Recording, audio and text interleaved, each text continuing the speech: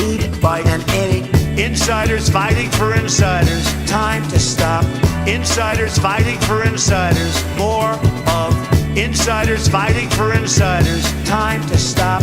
Insiders fighting for insiders. America first. Love the flow. 69. Now it's time for new, believable people, and we must do it. If we don't control insiders, this will be over and over. To lead by an inning, big, fat love, find common ground. To hold the spread of lies, and we must do it. Big, fat love, find common ground. To hold the spread of lies, and inning. America first. America first. Non-fatal. We want to build a much better, believable people, and we must do it. Non-fatal. Communication very much higher. America first. To lead by an inning. Insiders fighting for insiders. Time to stop. Insiders fighting for insiders. More of insiders fighting for insiders. Time to stop. Insiders fighting for insiders. America first. Love the flow.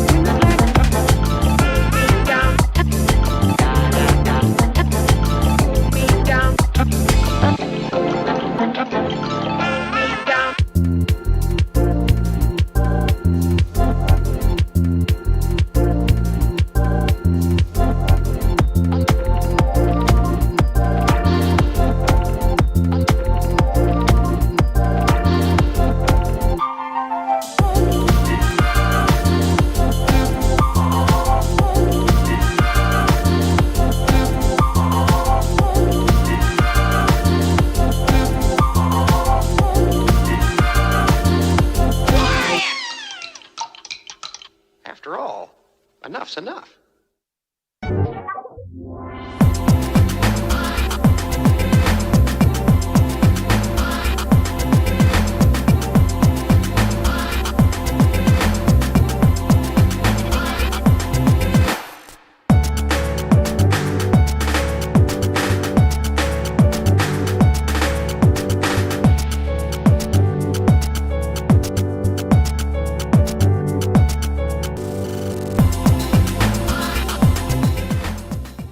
Hey, show's coming up in a minute, but you know that, especially if you're a member of Mug Club at loudwithcrowder.com/Mug Club. That's the only way that any of this content is available, and I want to let you know that we had to pre-tape some things today. some elements because my wife is in the emergency room, probably fine, not COVID related, actually could be serious. So prayers are appreciated. I've seen some comments on Twitter. We will be talking about Donald Trump's executive order in the last segment. And next Monday, Good Morning Mug Club is going to be my half-Asian lawyer, ins and outs of this executive order. That's all we're going to do for you. Enjoy the show.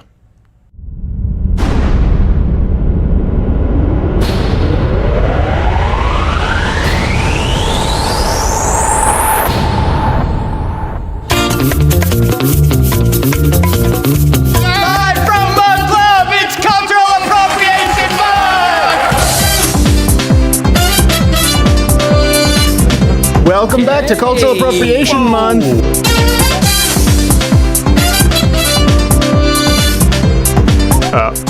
Yeah.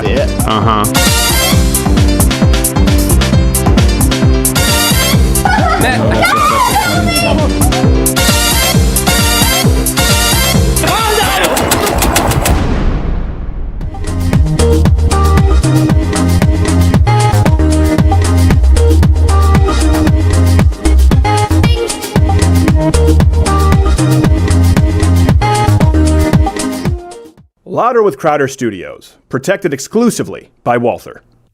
And Betty.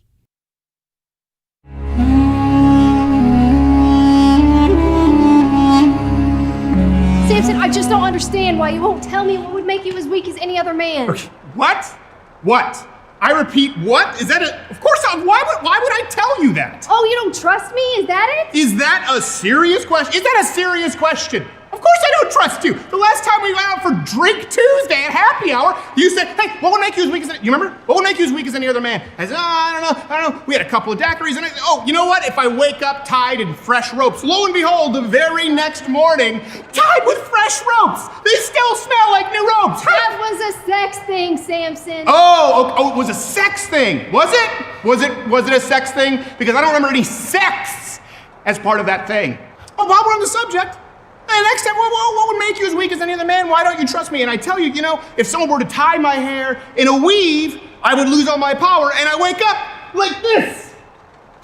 I would love the new look. Who would love this new look? Who, my boy George? No one likes this look. Samson, I just need you to trust me. Oh, you need me to trust you. Okay, now we're at the point where we talk about your needs. Forget about my needs at all as the strongest man in the world who's actually tasked with ensuring the bloodline of the Lord's people effectively. Do you have any idea how hard it is to kill over a dozen people with the jawbone of a donkey? No. Do you know how hard it is to actually get a jawbone off a donkey? It isn't gonna work if you don't trust me. Okay. Box, boundaries, boundaries. We need to work on this together. We're a team. We are not each other's enemy. My hair, okay? That's the source of all my power. You want me to trust you? There it is. I'm being vulnerable instead of angry because anger is not an emotion. It simply masks the real emotion. We know that. My hair were cut, I'd be as weak as any other man.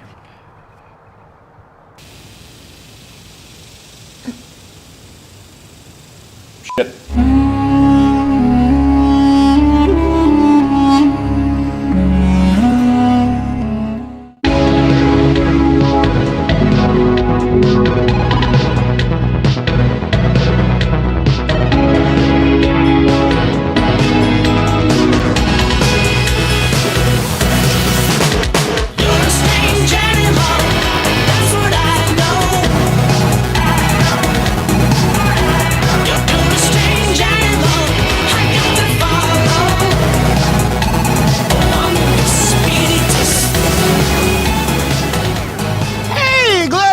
You know what that is? That's because I'm inspired. I just recently, I swear, there's a silver lining with all this COVID and businesses shutting down. Yeah. There is still in Texas a jazzercise studio Really? open. Oh, wow. Yeah. I saw it in a strip fingers. mall. Wow. No, it's still there. So good on you, Jazzercise. And I know that many of you are asking with the Samson sketch, is there any enhancements pure Crowder.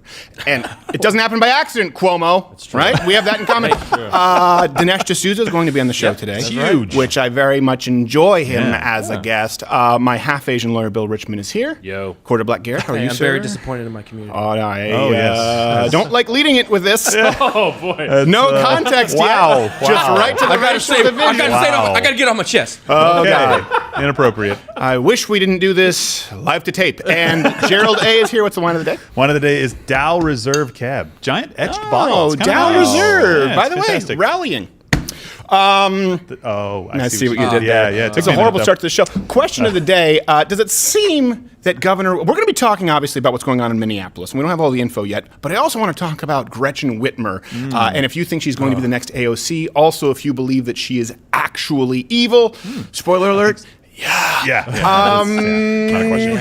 But first, this is hopefully what happens when Joe Biden debates Donald Trump. Or stop work on roads and bridges. So what does a human cost Now, I don't know if everyone can play that again. Can you guys hear that? Listen, you got to listen. stop work on roads and bridges? So what does a human cost Yeah. Let's listen to that again. Everyone listen to that again. right. This No, is not edited from what I hear. It came from the Daily Caller, so you know it's or good. stop work on roads and bridges? So what does a human cost Did that really happen? Big blink. from Stay in the Governor Wolf. basement Somebody and get an soundboard over there? exhaust fan. Oh my goodness. The guy on the other split screen was like, what was that? I told you. I didn't think it was real, but then I looked at that guy's face and he heard it. Yeah, he heard it. He heard something. Could be the leader of the free world. I told you, I don't think Joe Biden is going to debate Donald Trump in person. Maybe on Skype, because he can have a directional lavalier mic, but he can't do a debate just for the walk. You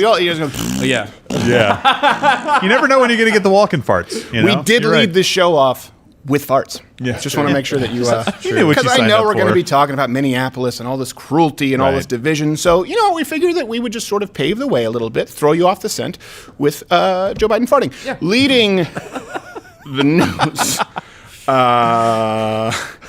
is a Peruvian mayor, by the way. He was caught breaking curfew to go drinking, curfew with the COVID. Good enough reason. To avoid arrest, he actually jumped into a coffin.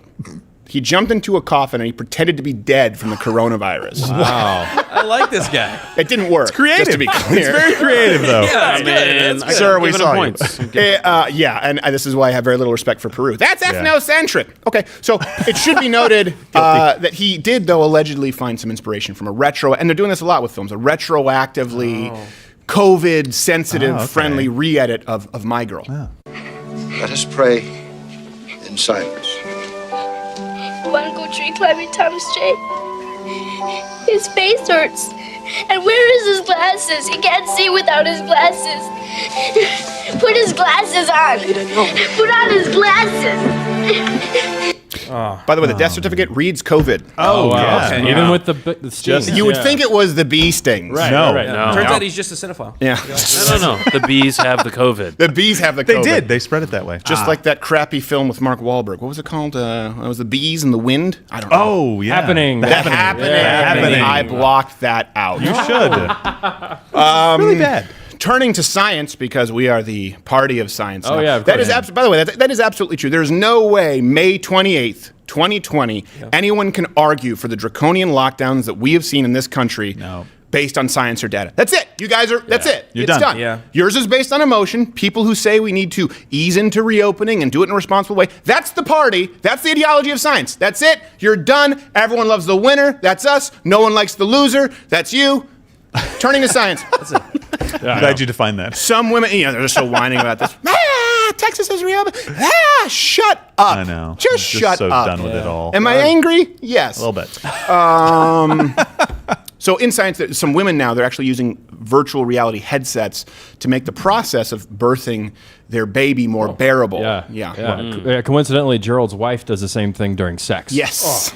Wow. Oh, Wait. wow. It's almost like I'm not here. Oh. No? Okay. Man. You know, guys, this is, the jokes are supposed to be not that true. I was This told. one is just, Listen, I was told it would enhance the experience. By the way, it is not Okay. true. I will say this. Gerald, the only reason we rag on Joe is because he can take it. He actually is very smart. He's got a nice big penis. Yeah, well, you know. Wow. I wouldn't say nice. Listen, it's not fake news. I was editorializing a little bit. But it's a judgment call, adding a and I made it. Sure, yeah, I made it. I respect that. Hey, yeah. whose name is...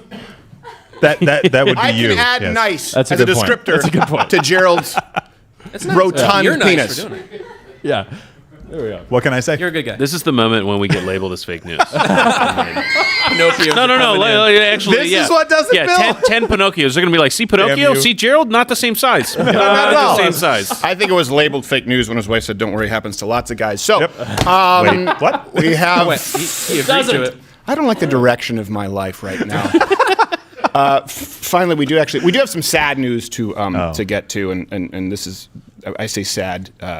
It's really not that sad, but because people right now are thinking sad. Oh no, what's happening in Minneapolis? No, it's not that. Don't worry. Yeah. It's very silly. That's later. This is Silly sad. It's a silly place. An alligator rumored to have belonged to Adolf Hitler has died. This comes from the Associated Press.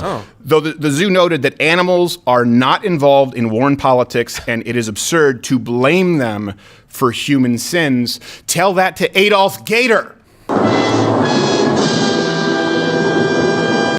Yeah. Wow. Evil. The dimensions are perfect for the armband. And this is the thing, too. A lot of people don't realize this, though. A lot of the Nazis' pets, they exist, and there's a lineage of them. You know, some of them went to Argentina. Right. That's weird. Yeah. I don't know They where made the else. It's just Argentina. But it's been it's been an ongoing problem. I had no idea. And I want to be clear, what we're about to talk about, I don't want to condone it or support them in sure, any way. sure. I think the Nazi pets, they need to be eradicated. They should probably. Eradicated, though? Yeah, Probably how does not the the shoe best feel on the other word talon? to You use. are the ones to whom we're going to issue final, because they are anti-Semitic. There has been a pandemic of anti-Semitic Nazi pets that have gone out and created a whole new genetic lineage, and it's a problem. Which brings us to this week's 7+1. You forgot the one in the chamber. Always forget. That's what gets you, is the one in the chamber. This week is 7+1 of history's most notorious anti-Semitic animals. Yeah. Serious business. We're steering right into it, folks. It's an educational show, really. So, It is, yes. Nature This is, Channel. Again, and it's been a us. problem. It's a pandemic, not a Right. fan. It's We a are all pandemic. condemning Yeah. these animals with a long and storied history Yes. of Let us be clear. of track record of being anti-Semitic. Yeah. Number 7, Joseph Goebbels. That one's been a real problem. Oh, wow. That's, Nazi Turkey. Persuasive. I wonder how the jacket stays on. Number 6. That's the fashion question. So inquisitive. Though this one actually, she didn't so. I don't know that she was anti-Semitic so much as she was an accessory. Number 6 of our 7+1 most anti-Semitic animals was, of course, Ava Brown Bear. So that was a big one. Yeah. We'll never know if she was in that bunker. Bill, half Asian Bill Richmond, give us number 5. Number 5 of our 7+1 most anti-Semitic animals. The Ku Klux Klan. Yep. And if you look, wow. they Those really, bastards. and they fly in V's. Wow. So it creates a headwind to protect the other hoods from flying off. Yeah. If it was chickens, it would be the clue cluck cluck cluck. Yes, just the cluck, cluck, cluck, cluck, cluck. It's not Second spelled the cousin. same. And they would become Nah, okay. President pro temporum of the Senate. Masks or no masks? Of course. Yeah. A little bit of a Robert Byrd joke. It's a genre. Number 4, and these ones, because now they've actually migrated from Asia. You know, here, you've heard about Really, this, the Japanese killer hornets. Yeah. Now this is a problem that we have. Number 4, the Zyklon bees. So that's a real Deadly. Wow. Yeah. And number 3, you know what? I don't want you guys to have this kind of heat. I'll just read these. When I said you guys are going to take Take one, one I for the don't team? want to. Yeah. I don't want to read. I'll Ava read it. Brown I'll do it. Bear. I don't care. Oh well, this one was this was a performing artist. This person went viral. Very Actually, nice. this animal, and a lot of people didn't really understand what was being subliminally pushed there. So you can read us number 4. Number 3, you mean? Oh, number 3. Yes. Swastikats.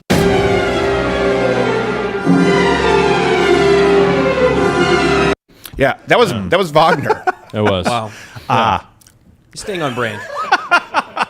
Very smart, this show. Very smart. Yeah, I mean, Yes. no, that cat is very smart. Well, sure, sure. Because he could have been more on the nose. Yeah. But instead, he just directed people to one of the most notorious anti-Semites of our time in Wagner, who also happened to be musically very gifted. Yeah, but disgusting. Yes. Yeah, yes. right. Horrible. Separate totally the horrible. art from the artist. Right. Yes. You know. You attract more Aryans with honey than vinegar.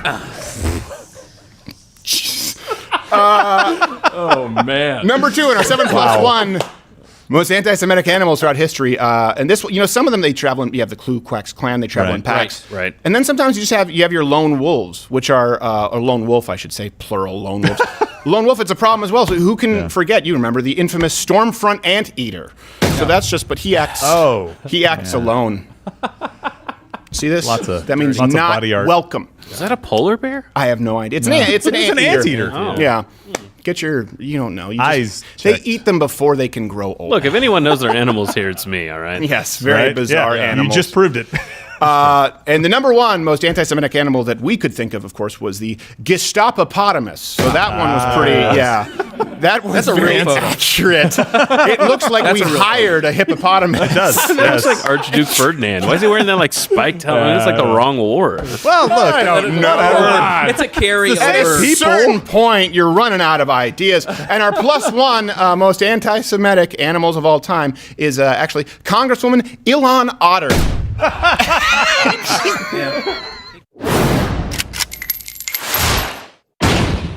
You forgot Stefan in the chamber. And by the way, I know people are going to get upset and say, well, why could you make light? How could you make light of the Nazis? Wait, hold on, you think that we're making, do you understand that we're making fun of Nazis? Like, do you think the SS would be flattered? Look at the jackets. I like the way you think the powerful animals. That's very much no, of course they'd be pissed. Like, who did this? Is this the work of the Juden? It's not always the work of the Juden, okay? Hitler, sometimes it's just the work of incredibly immature hosts who are tired they're tired of covering COVID. That's true. So we figure we would throw a little salt in your wounds because we're not Nazi fans. Not at all. Rub it in the neck. Rub it right in.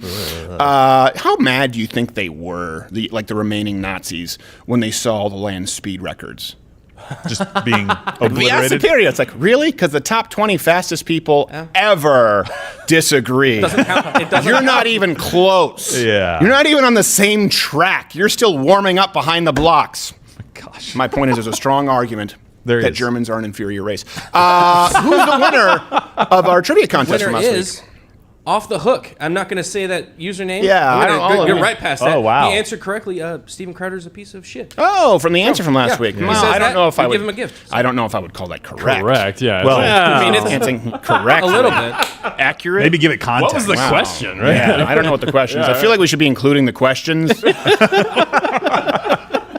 I don't know. There, it's funny. There was no question. I don't want this to be on the next Vox highlight reel. Look, even his own sidekick call him a piece of shit. All right, let's move on here to the Black Lives Matter burning down all of Minneapolis here for people who, and it's still unfolding as this goes on today. So I want to be very clear, and we're going to get hopefully in the close to Donald Trump's executive order with social media fairness, which it's like, what does that mean? Yeah. It's going to be so fair. The most Hey, fair. excuse me, The most you don't fair. know fair. I would never call myself the most fair. People call me Fair Trump. That's what they say. They call Trump down Fair Towers. Do you know what they call my steaks? I don't know. Fair steaks. Yeah, could've seen that one Medium coming. fair. So, So bad. this is what sort of obviously spurred on the rioting, looting, and destroying your own neighborhood. Productive was this, and I want to warn you, it's obviously very disturbing, and we're going to talk about this incident with the cop first that led to this, Right. because I think that's important. So if you have children right now, this isn't a trigger warning; it's an actual warning. Right. The following clip, you don't see anyone obviously die in this clip, but it does give you an idea as to why people are mad. Please. I can't breathe over there. Shut up. They will kill me. They will kill me, man. Bro, with your feet on his neck, man, you get off the boat. Now, let me be really. I don't want to do a Covington Kids thing where we don't have all of the facts. Okay, to be clear. Now, there very well may be a justifiable reason for the police officer to have handcuffed him and put him on the ground first. Right. But that is irrelevant to what I think is totally unacceptable, in that when the guy passed out, he kept his knee on the guy's neck. That's probably something on which you're not going to change my mind if a police officer's job is to de-escalate and keep people safe. We don't have all the information, but what we do see, there's no acceptable justification for keeping your knee on someone's cervical spine after after they're no longer moving and they are handcuffed. That's the most important part. Is like if you watch the entire video that Ms. Fraser, the lady who took that video, who's now being harassed online, by the way. But the video itself goes on for more. I think it's a minute and a half. Where he clearly passes out in the first 30 seconds of the video. Yeah, he went limp. I mean, if anything, but like, look at the cop, right? Like, look at his hand. His hand is just like in his jacket, like he's about to sidle up and ask you for your phone number at a bar. I mean, he's clearly What bars are you going to? People reach in your jacket? No, they put their hands in their pocket and they walk up and they're like, "Hey, that's what that guy looks like." If you really play your cards right, you might get a Kirby. Oh my gosh, that's Bill's bar, not mine. His bar, okay, right? his right, bar. my bar. Okay, Yeah, no. Yeah, there's no reason for. I mean, especially when somebody is handcuffed like that. And I know police officers hear all the time, "Oh, I can't breathe. I have to use the restroom. The cuffs are too tight." Like I understand they hear that stuff all the time.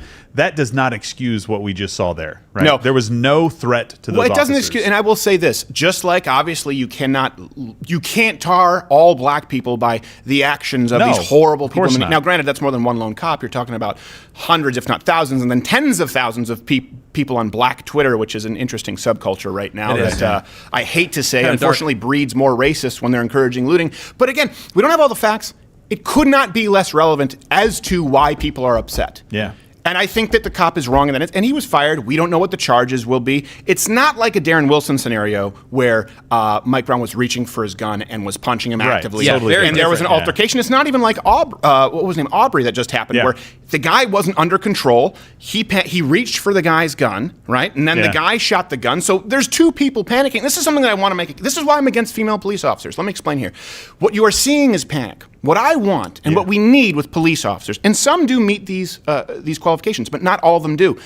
I want them to be as powerful as humanly possible so that we can see some bridled strength. And a lot of people, they believe these myths, these lies, like, oh, Navy SEALs or Army Rangers or cops, they can kill you right away. Well, first off, we don't want someone whose only option is to kill you, and most of them can't. Right. Police officers get a seminar once a year. The Hodge twins, they never fired their sidearm when they were in the Marines. Jocko Willink has talked about this. He wants to train up police officers so that they can actually control people and be adept in combat, because people often see strength as bullying. No, bridled power is how you avoid panic. And let's remove intent from it. People get killed from panic all the time. Oh, yeah. It happens all the time. People can't control themselves. They're not experienced, and so they panic. Good example would be, how many people here have been bitten by dogs? I'm willing to bet that it's most likely a small dog. I was bitten on the face by a small dog. Betty, if she does that, she's on the nightly news, and she's helicopter flown into the euthanizing whatever place, the euthanasia. It's a volcano. No one gives her a chance. No, it's a volcano. So, but the point is, big dogs don't tend to. Right. No. Because Betty understands that she does have power. It's bridled strength. She's been trained. But a small Yorkshire Terrier, what happens? They're small, and they bite. Yeah. You obviously, you played football at Notre Dame. Yeah. Right? So you went there. Go Irish. You had played high school your whole life. You went, obviously, one of the top schools in the country. When you were on the field, did you panic and not know what to do? No. No, because you were experienced. Your first football game, confident, did you panic? Yeah, of course. Do you panic every time you go into a courtroom? Nope. Exactly. Yeah. That's the point. But how do you expect officers who aren't regularly engaging in combat and aren't entirely sure that they can control the situation, how do you expect them to not panic? Let's use a very specific example there. Let's say Muhammad Ali. Right, we can use Muhammad Ali, Joe Frazier, Mike Tyson, take your pick. Yeah. If some guy in the street throws a punch at them, now, could they hurt him? Sure. But they could just as easily avoid the punch and keep themselves safe. Well, they're very confident. The danger is a lack of options. Yeah, and that's what I see there. As a cop who's trained poorly, a lack of options, and very well could be a dick. But we don't know. Yeah. Well, I mean, that's the question. When you look at him, he doesn't look like he's struggling. He doesn't look like there's... and the officer, right? The officer, I'm not saying that he wasn't confused about what to do or clearly he was confused. Either he was intending to cause this kind of pain and result, or just didn't care about whether the result's happening. Or, like we've seen a lot of times, they don't know what to do. It goes from zero to shooting, right? Or here, it's not even bothering to check the person who you're kneeing on to figure out, is it necessary or not necessary? Because the whole minute goes by where the guy's passed out, and yet the officer's not checking. I don't personally think that it's a matter of whether you have a woman or a man as a cop, because there are weak men who will panic. Sure. Like in this example, you just got to have proper training.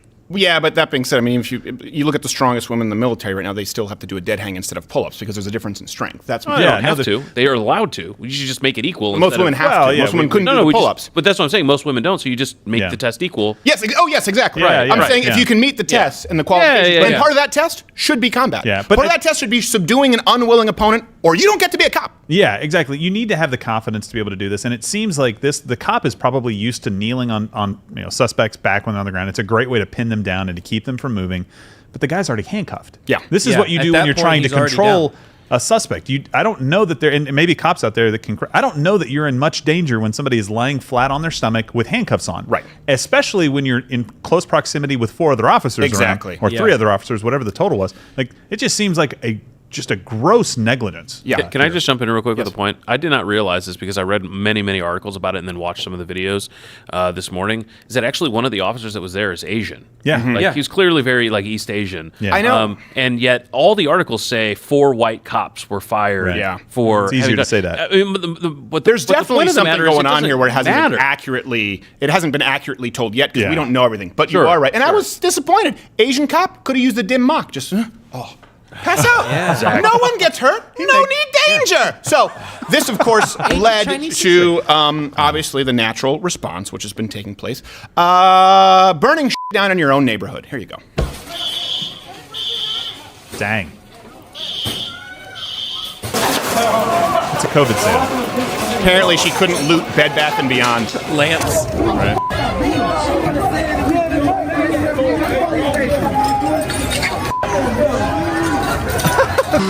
Posting it. Let them know. Yeah. Let them know. Oh, I think they hear you now. Yeah. At first, they thought you were an incompetent hooligan with no respect for individual rights, but Holy crap. you've corrected me, sir. Yeah. Just disappointing. Did we splice in some photos of Beirut? And by the way, right. that was going on for a while, and it only got worse from there. Yeah. My life into pieces. This is my last resort. Suffocation, no bleeding. Don't really care if I come on bleeding. Who would have known the carriers of justice would be one Papa Roach? Worst atrocities. It is, and by the way, I don't understand this. This happened in Ferguson and Baltimore. Yeah. You know who's hurt the most? Black people. Yes. If you're gonna do this and you're wrong and you're racist and you hate all, go burn down a yacht club for crying out loud. At least that makes sense. You don't destroy your own house and burn down businesses Find the nearest that employ racquetball court. Yeah, exactly. They employ black people. What about all the black people that just lost their their jobs? justifications? I burned down Target because I feel like I got a target on my back my entire life, so you can know the pain that I feel. There was a lady in there. Yeah. Oh, now I'm going to O'Reilly. Oh, fuck you! Also has an AutoZone on his back too. Yeah, AutoZone. Yeah.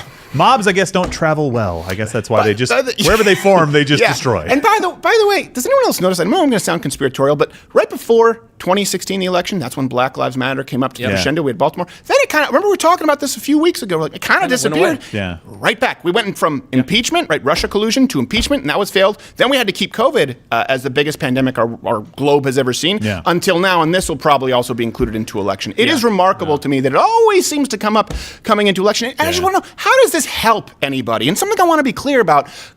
To the black community, okay? And I know I can't talk to the black community because I'm white, but you know what? Okay, this is just me as an ignorant white guy. There needs to be some condemnation here. Let's compare, by the way, the reaction that we've all had here with the police officer, white or not, where we said, that's wrong. Yeah. And I also would encourage you right now, everyone watching, go to the big conservative websites. Take your pick. Go to conservative Reddit. Go to Breitbart. Go to not Huffington Post. Go to the Right Scoop. Go to Hot Air. Take your pick. And read the write-ups and see if you find them condemning that police officer. I haven't read one that has not. Now, go to Black Twitter yourself.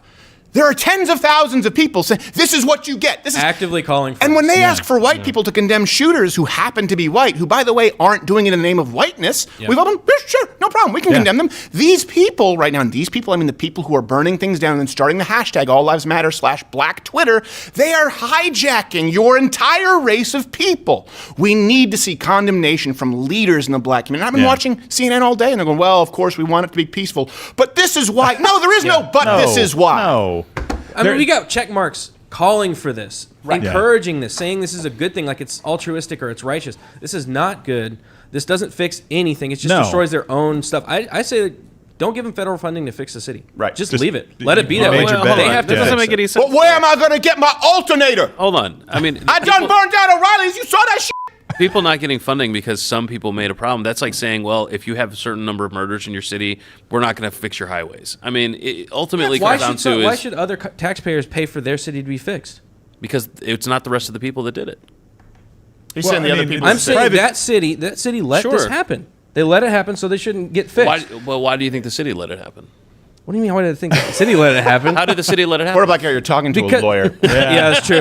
He's a prick. Ask him to do math. You win. Ask him to do math, and when his brain short circuits, move on. That's true. Oh, yeah. And I cannot do nails. Yeah. I just, go ahead. But my point is that I think that the intent of your statement, though, I think is very important, which is that we need to. Hold on. Oh, what? It's got to be fun. How does that feel? Can you hear me? Yeah. Wow. I want to make sure. Is my message getting across? I picked up the message. I get you it. Hate Toshiba. I get it. Yeah. Just want to make sure that we're being productive.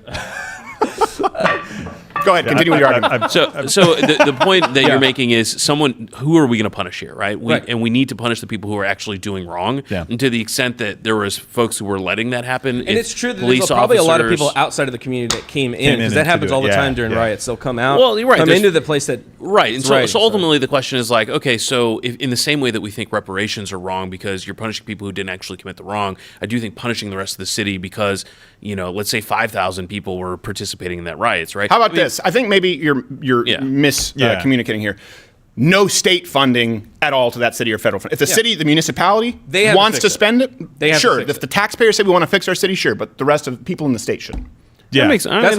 I can see that. Yeah. Well, and I don't even. So what? Did this happen yesterday, or was it the day before that this happened? Yesterday. It was yesterday. Okay, Were you cryogenically frozen? Pretty much. For a week? Yeah, I couldn't remember if it was the day before. Sorry, I wasn't paying attention yesterday. Did they wheel you out from next to Walt Disney? Pretty much. Is this okay? So the cops have been fired. So immediate action was taken, and they're looking at this. Sometimes for justice to take place, like you have to investigate, you have to charge people, you have to go through a process. We haven't even gotten to day 2 yet to be done, right? And so I don't think that protesting like this and rioting and burning things down is ever a productive thing to do. Right. Well, we already been through that. But if you're ever going to do it, like I don't ever. No one here supports rioting. No, but I feel like we're going around in circles. I'm not going around in circles. Okay. What I'm saying is, when the OJ verdict came out, they were protesting the end result of justice not happening in there, or sorry, not OJ, but when Rodney King was beaten. Thank you.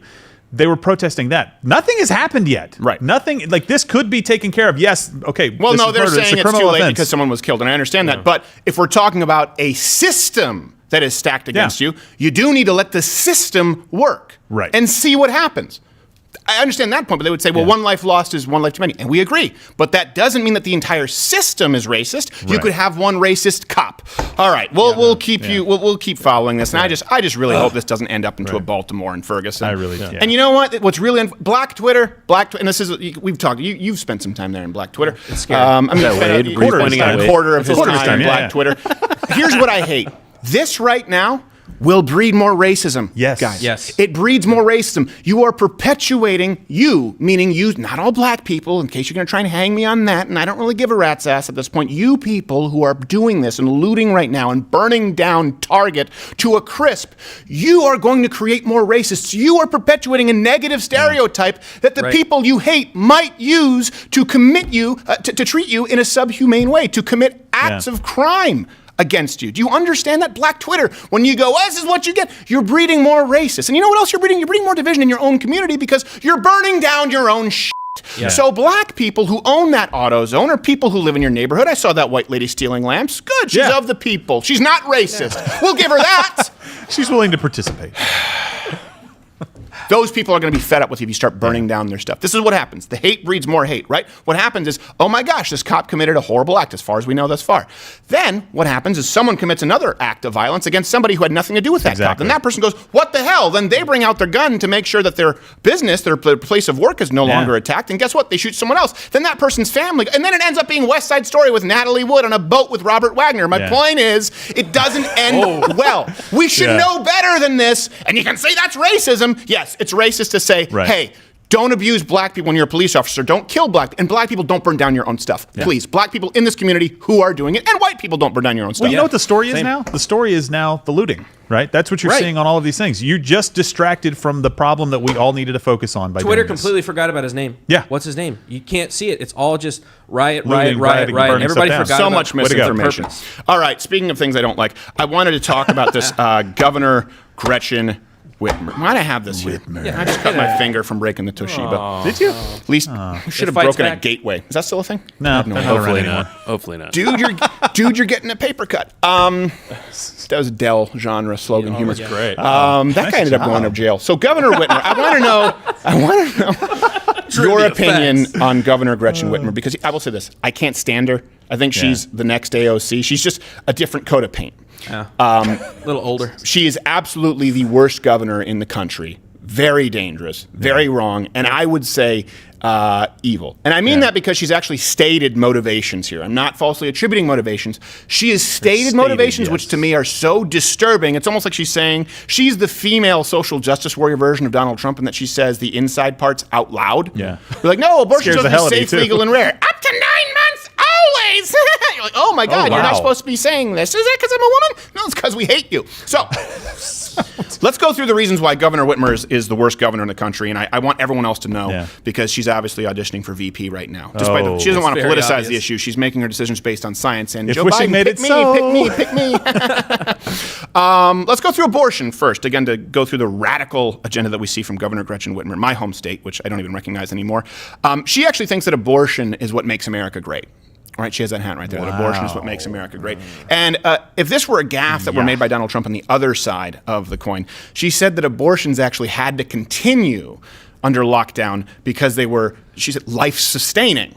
A woman's health care, her whole future, her ability to decide if and when she starts a family is not an election. It is a fundamental to her life. It is life-sustaining. I didn't know that Axelrod's face could be worse without a mustache. It's like after Star Jones lost weight, you're like, oh, good for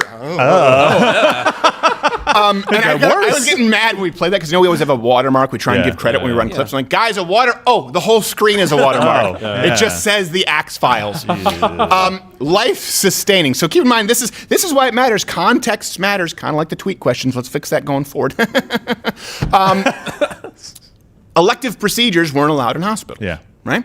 Elective procedures, well, she wanted abortions to be provided at will up until birth, period. Pretty much, that's her worldview. I don't know the exact regulations in Michigan.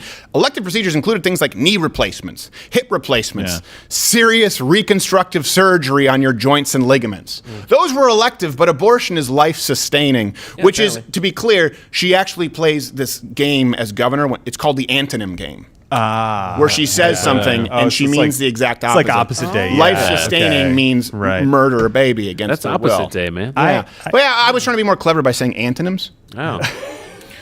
But that ship has sailed. We're not creative. Along with 7+1 anti-Semitic animals. Bill, are you doing me again?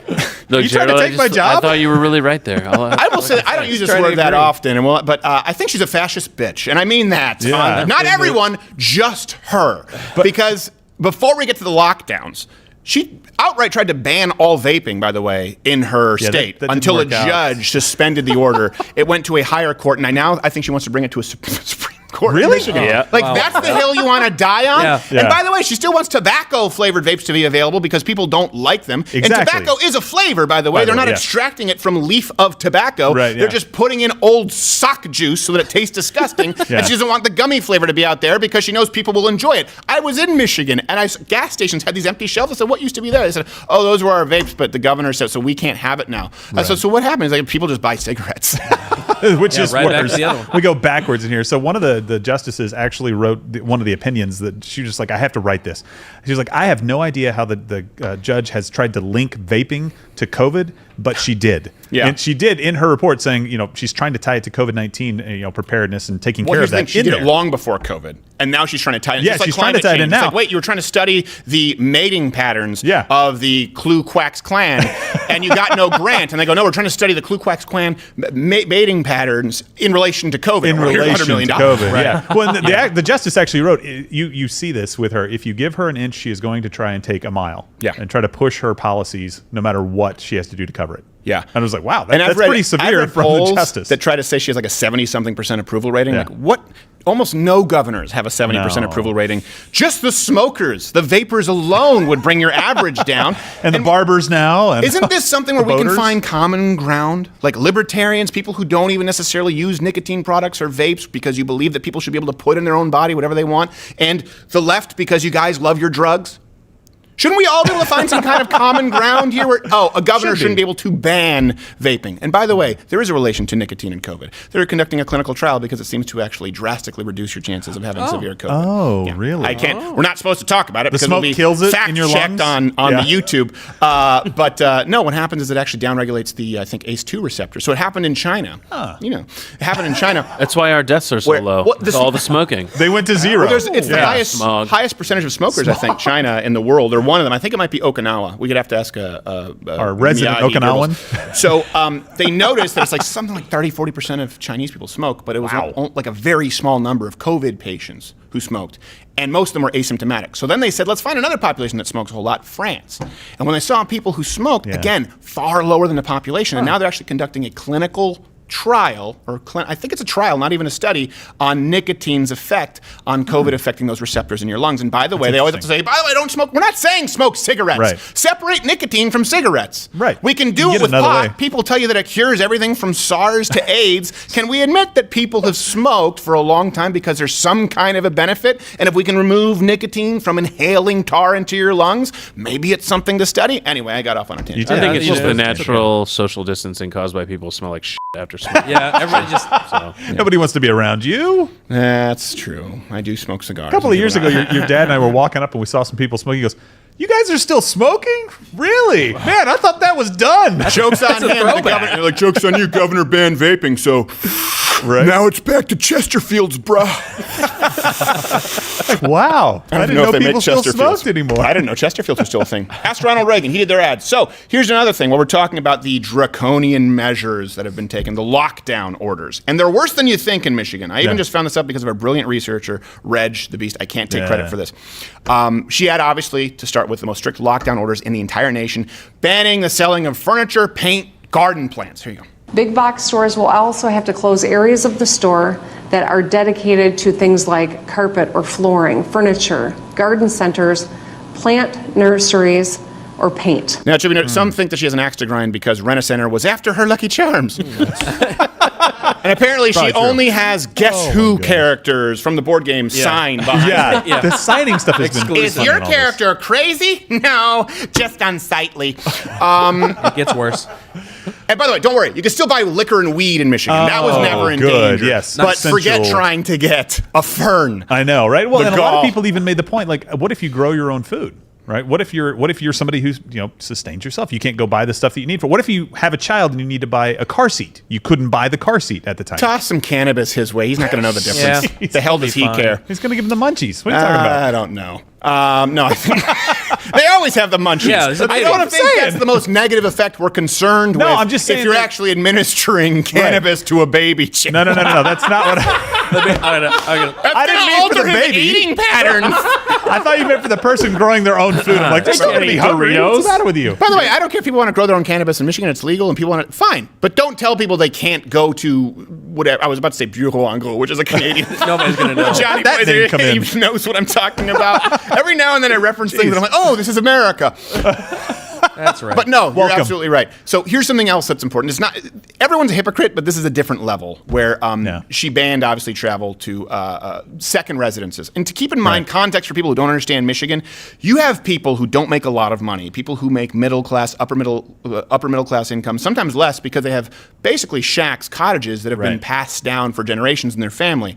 And people don't believe it because it's like the Mediterranean, being on Lake Michigan in summer. It's so beautiful, right? But this is a culture of Michigan. a huge portion, I think more than anywhere else in the country, they have second homes. And so she suspended travel for folks to their second homes, right? Didn't apply to people who are outside of the state. That's loophole. Thank you, Delta. So her husband, though, traveled to their vacation home 150 miles away and here's she said to rake leaves, and he actually used he said, do you know who I am, when he was trying to get his boat taken off the dock over there in, I believe, Elk Rapids. And he said, well, we can't take your boat off the dock because of the governor's orders there, and, it's Memorial Day. He was like, I'm the governor's husband. Like, oh, well, then you're a big fat pussy, and of course I'm not taking your boat out. The guy actually said something, I think on Facebook or something like that. He said, actually, that puts you to the back of the line. Yeah, puts you to the back of the queue. Like, awesome. I'm sorry, your Boston whaler seems to have a hole in it. Oh, look at that right How there. unfortunate. What are you doing to my boat? I'm making it look mean, by God. But here's the thing, she said, man. And she actually did say, she said, my husband did go up, and it was after the order had been lifted, but people were still strongly discouraged from traveling.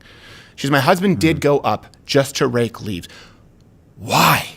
It's spring in Michigan. It doesn't make any sense. So you are going to send your husband by himself, even though, and I can't confirm this, there were multiple cars that were there at the house, at the cottage. He went up there by himself for an entire weekend to rake leaves? First off, I'm willing to assume that you have help who rakes your leaves. Yeah. Second, maybe I would buy the excuse that your husband just was trying to get away from you. And third, there is no third. Maybe your husband was just trying to get away from you. I just figured that out as I was talking. Needed a little space. He's really the victim here. Yes. He had a whole plan. He was going to go up there. He was going to rake some leaves, take the boat out, and drown himself. And here we are stopping his Can't get plan. away. Yeah. I mean, the guy's embarrassed. He's also not very resourceful, because if he really wanted to drown himself, just walk into the lake and don't stop. He had to get back to the leaves. Very important. Not the leaves, the buds, because it's spring. If I don't get these buds, then Gretchen's going to beat me. They're going to turn into leaves. Regardless, is that supposed to be that sex hammock's no fun when I'm not willing. Doesn't she know, by God? First the boat, now this. Oh, my gosh. And here's the thing. She responded, by the way. And this is something to me that is so disturbing, and why I want everyone, please, if I've done nothing, share this. Share this with everyone in Michigan. Everyone needs to know how awful this human being is. She responded to the criticism. Didn't say that it wasn't correct, by the way. Yeah. By playing the victim. Effectively canceling my own daughter's prom and graduation ceremony. But it gets worse. My family has had men with automatic rifles standing in view of our front window outside of our home. What do you think we have the read the tiny vile things violin, people have said and hand written signal in is? response to my stay home, adjusts stay his safe junk. order. My daughters have seen the likeness of their mother hung from a noose in effigy. We have weathered demonstrations that were egged on or participated in by some sitting Republican I think the leaders. signer is from Twilight, the movie. Even my neighbors have been terrorized as they tried to enjoy their Memorial Day weekend up in Antrim County, Your houndstooth jacket despite is the fact that I was terrorizing me. 200 miles away. Oh. By the way, like he did the hung in effigy, and then it goes like, it's like you can, when you sign, do you have to wince and go? You got to sell it. You really got to get into it there. Oh my gosh! Well, you even brought this up. She's the rule that she had, so you could drive from Chicago and go up to your lake house somewhere, right? And get around that. The point that I was making earlier about the gardening stuff too, and this, it's all of these unintended consequences. She has no idea how these rules are actually going to affect people, but it's like, this sounds like a good idea. Yeah. Let's do that. And then, well, crap, now I want to go up to my house. And it affects, when you couldn't go out on a boat with a motor, it affects people in fishing towns who are hundreds of miles away from her where they don't have a single active case. Right, and this is exactly why we push back on stuff like this, because government tends to screw things up when they do things like this. Don't interfere in people's lives as much as possible. That is your job. It's a general rule. She wants us to believe that a woman living in an ivory tower as tall as hers has to rake leaves. No, her husband has to rake leaves. That's right. That's his punishment. Yeah. Fairly certain he lives in the tower, too. I don't think he's very tall, but neither is she. Either way, someone's wearing stilts. That hammock's not going to swing itself. Hit the notification bell if you're subscribed. Hit all notifications, by the way, on the YouTube, because it doesn't mean a whole lot. And, of course, we've seen some algorithmic changes, which are fun. More on that soon. Yeah. Oops. And the podcast is on Spotify, the audio version. Of course, do subscribe at mugclub.com/mugclub if you can. Here's the one that's most disturbing to me. Fast fact for you. We all know about the New York nursing homes, right? What happened there, which affects the entire country's death toll, by the way. Yes. Okay, another disturbing video. If you have children, right, take them out here. This is, if you don't remember this, just cover their eyes. Don't beating. Take them out. Well, just don't take them out like Whitmer does with her husband. You don't not the. This is the man who was beating an old person in an old folks' home in Michigan. In case you'd forgotten the clip.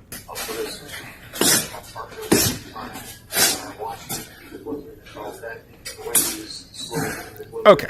All right. That's enough. Horrible, right? And by the way, thank God not all geriatric white people are going down, burning down the local local YMCA. Absolutely. They are. They just haven't gotten there yet. It takes them a little while. I'm glad they make their voices heard by the way. slowly, but eventually. Straining. I know some people may be going, why was that guy there in the first place? That was the question. Like, why was he there? And the guy had mental health issues. Well, here's why he was there. And I think we're going to see a trend, which I'll get to in a second. He was there because of Whitmer's orders. This was a governor's order. He tested positive for COVID, and he was sent there to quarantine. Yep. Wow. Now, I want to be clear. She just actually renewed on May 13th. So she renewed her order, by the way, since we've seen these results from New York, and we know how catastrophic they are. She renewed the order on May 15th, but it's worse than New York, forcing nursing homes to house COVID-positive patients. Now, here's the thing. In New York, we were taking old people who left the old folks' home, went to a hospital, were sick, and sending them back in like a buzzsaw, which is terrible. Yeah. But in this case, you're taking new people who aren't old, who have no business being in an old folks' home to begin with, a nursing home, and sending them in just using the nursing homes as a quarantine. Yeah. It's worse than New York. And there's no way to actually find the numbers right now on deaths in nursing homes. I've been trying to find them. You absolutely cannot find them right now. The the infection rates, the death rates in nursing homes. Think about that for a second. That guy was there he was beating the crap out of that old guy only because he tested positive for COVID. Wow. The governor decided that the best idea was to send young people with coronavirus into old folks' homes.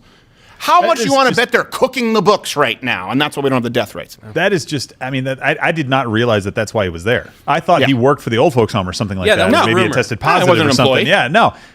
Why would you send How would he make it through the screening process? Yeah. What would you say is your biggest shortcoming? Sometimes I beat the shit out of old people. Welcome aboard. Thanks for coming. But listen, that's my truth. But I'll bring y'all jello, right? It evens out. Well, the old folks home were given kind of, they were given $5,000 every time that they took somebody in for this, right? So you gave them a financial incentive to be able to do this, and also they didn't do any inspections. Nice glass in my finger. Jeez. I'm a moron. Go ahead. Right? They didn't do inspections at the nursing homes to see if they were even capable of taking care of people, right? I think at the time that we had this article, there was somewhere like 10 or 15% of the nursing homes had even been visited to see if they were doing a good job or not. They are not geared up for this. Because there's only so much bandwidth that you have, and because of the politicization that's taken place around COVID and coronavirus, despite the people trying to say, you're the folks who are anti-science. No. We all knew no one had any problem with acknowledging and accepting that we needed to protect the most vulnerable among us, namely old people and people who are already sick. But because you wanted to control everyone else through fear, you ignored the one place where everyone would find common ground. I bet if you were to poll Americans and say, hey, should we send criminals, felons into old folks' homes if they test positive? People say, probably not. No. Probably not. That's probably not a good idea. And it is absolutely remarkable to me. And I think this is something that we're going to find. And we do have to go to Dinesh D'Souza in a second. There's no rhyme or reason right now. A lot of us are trying to figure out. We've said you cannot say that opening up states has helped with coronavirus. Right. But you definitively cannot say that lockdowns have helped.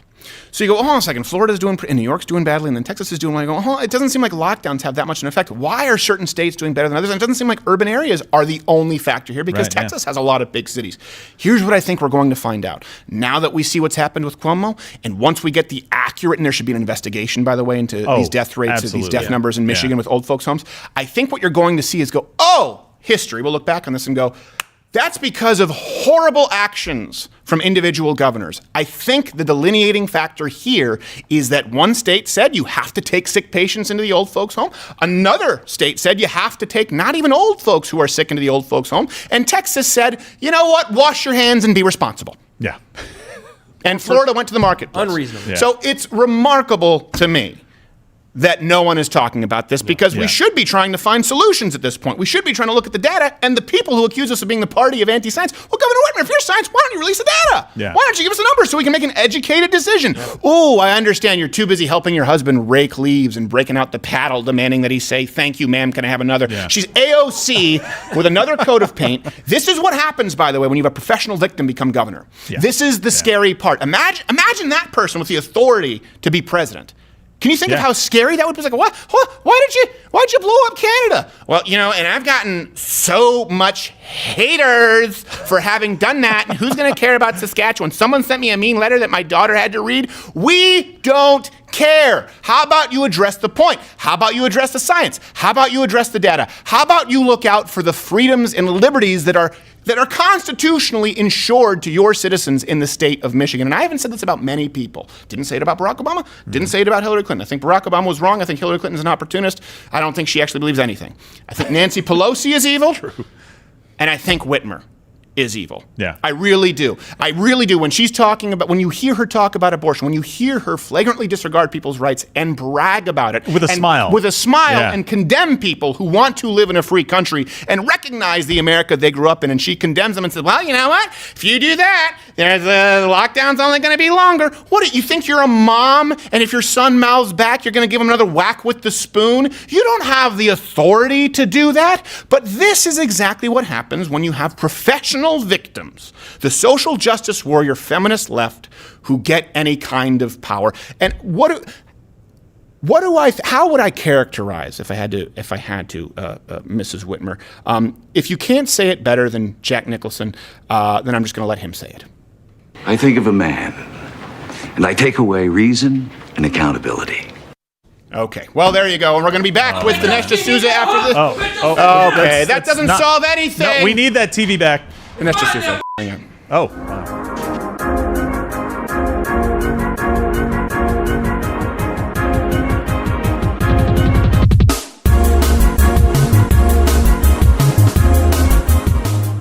Does anyone have anything like M&Ms or something like that? I got drugs. No, you got drugs? Yeah, what are you going to do? Give me something, just so I'll show you, because I have a giant butt and I have an inverted sternum. Some coffee beans. Okay, give me a handful of coffee beans. Let's see how many coffee beans we can fit. All right, 1, there we go. Come 2, on. Everyone count. 3, 4. Hold on, let me cover my nipples. This is a family show. 50. 26. 50. How many can we fit before they start to trickle 50. out? 23, 24, 25. You're going to be way off. 39 coffee beans in my sternum that's missing. 3, 4, 55. Gosh, this is going to go on forever. 6. Over 100 coffee beans! Come on! Over 100 coffee beans in my sternum. These coffee beans weren't from Black Rifle Coffee. But wouldn't it be cool if they were?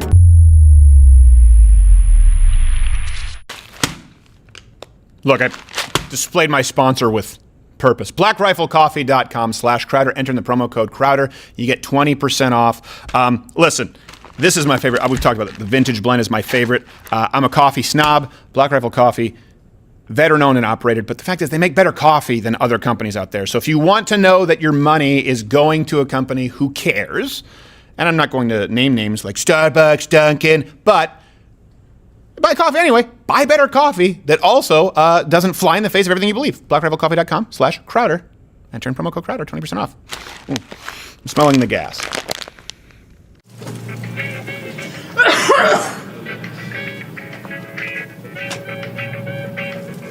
Hello, my name's QBG. Now, it's always smart to use personal hygiene practices, but in this time of strife, don't forget to use your face protection.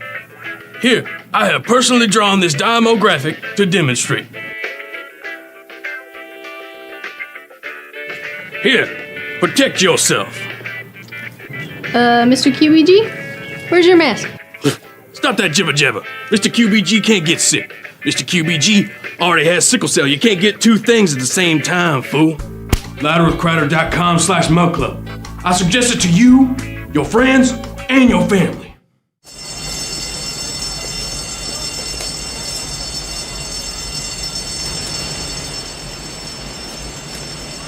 Now I know what you're thinking. Did he fire 14 rounds or 15? That's erroneous, as my new all-steel PPQ-5 match has a 17-round magazine, plus one in the chamber. With the best ergonomics in the business, I'm capable of putting a shot right between your eyes at 40 yards away. So you have to ask yourself one question. Do you feel lucky?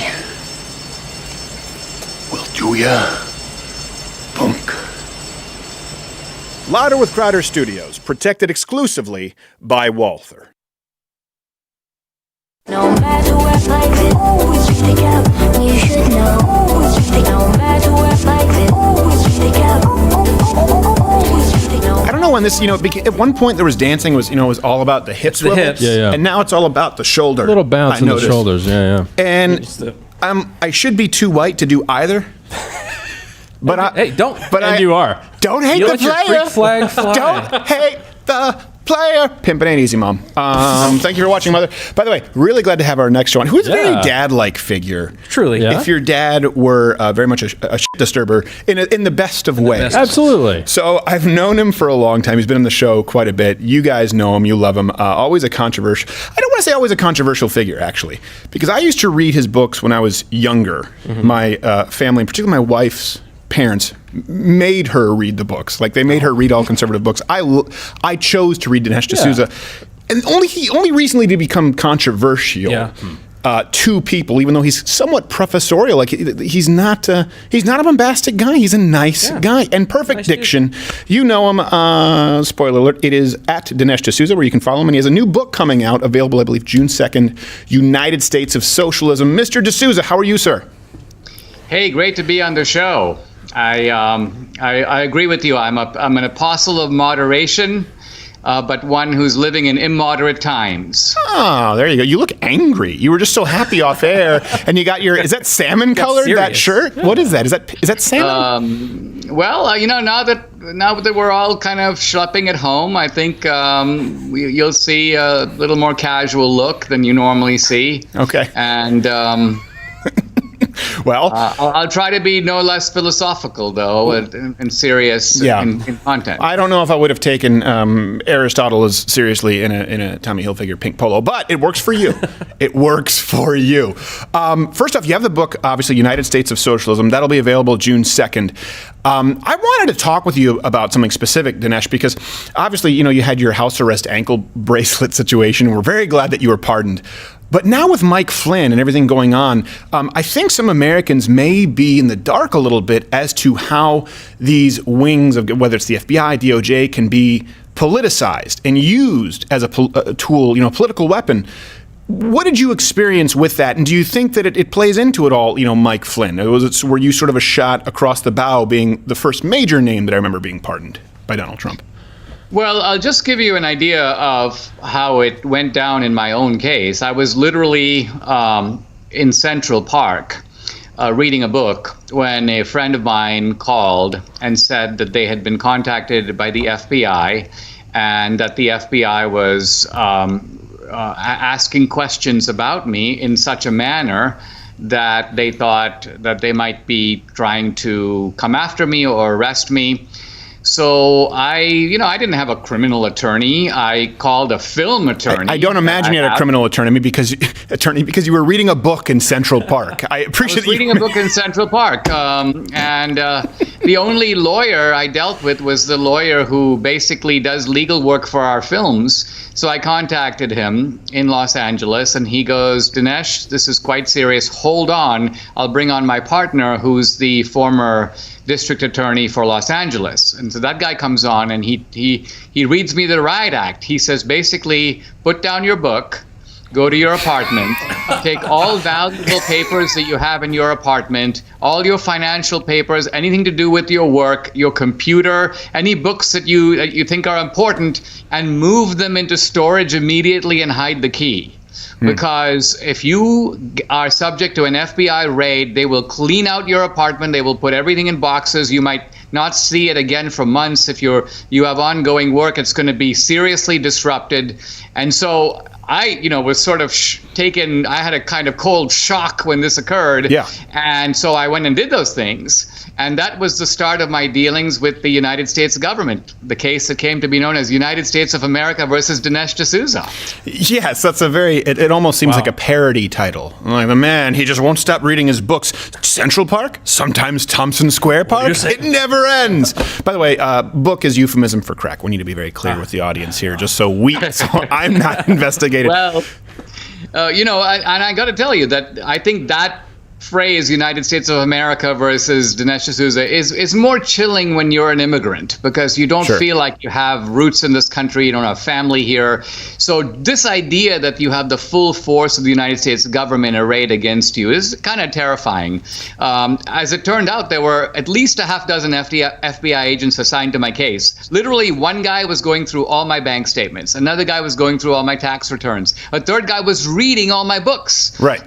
That's the guy I feel really sorry for, but the idea was they were trying to see if I had basically made some cavalier statements about campaign finance reform, so they could then say to the judge, this guy violated the law because he doesn't even have any respect for the law. So, the whole idea that you've got this little army of paid stooges being directed by someone, and that's really what worried me from the beginning. Who is giving the order here? Who's behind this? Well, that's my question to you, based on, sort of Flynn, and I want to get your thoughts on quote-unquote Obamagate, and if you think that this could in any way be related to that, or if we're going to see anything maybe in some sort of discovery here that they could be connected, because it does seem like political opposition to Barack Obama were targeted systematically, and now seeing what happened with Flynn, I think it's a good time for Americans to pay attention, because it could happen to anyone, including Democrats. Oh, sure. I mean, my case, looking back on it, was a kind of a miniature preview of what was to come on a much bigger scale. And in fact, when I had a meeting last November, my family did with Trump, he literally said, he goes, Dinesh, what they did to you, they're trying to do now to me. So he saw it as an enlarged replica of a sort of deep state political hit. So in my case, the front man was this Indian guy. I kind of refer to him on Twitter as Indian head waiter, Preet Bharara, the former head of the Southern District of New York. But Bharara's a stooge. The brown bomber. He's basically angling for Eric Holder's job, and he was taking direction from the Holder Justice Department. Holder, of course, being Obama's self-confessed wingman. So, it's kind of funny, because I speak on campus these days, and people go, well, Dinesh, you keep saying that Obama was mad because you made a stupid movie. What makes you think the president of the United States even saw your dumb movie? And I'm like, well, the reason I think that is that right after the movie came out, it was being vilified every single day on a website that happened to be called BarackObama.com. And that's where I got the weird idea that maybe when Barack Obama wasn't entirely happy with the movie. Dead giveaway. And this is scary, because I think a lot of people don't necessarily look at this as, holistically, and that this is sort of the end game and byproduct of socialism. I mean, we sort of see it, and this transitions into, the coronavirus, COVID-19, where it's the same idea, right? Targeting voices of dissent, in your case, finding something that you can pin on them, or with Mike Flynn, getting them to lie, putting pressure on them by threatening their family. We have the same thing now with people being intimidated into silence with executive orders, intense lockdown measures. I mean, Whitmer, we just talked about. Oh my gosh, I don't want to talk about it anymore. Let me ask you, I know you've talked about, I think you've used the term sort of sneak peek, that this is a sneak peek at socialism, COVID-19. Do you think that there's a motive to intentionally use this to sort of implement an expanded government through panic?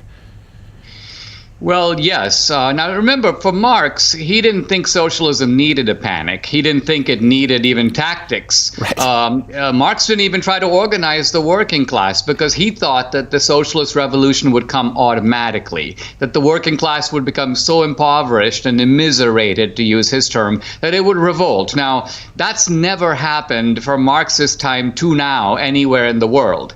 So it kind of did, in that the middle working class in America did revolt and elect Trump, so went the other direction, but yes. That's exactly right. Today, a working class guy more likely to be found in a Trump rally. So the leftists figure out that they can't count on that proletariat.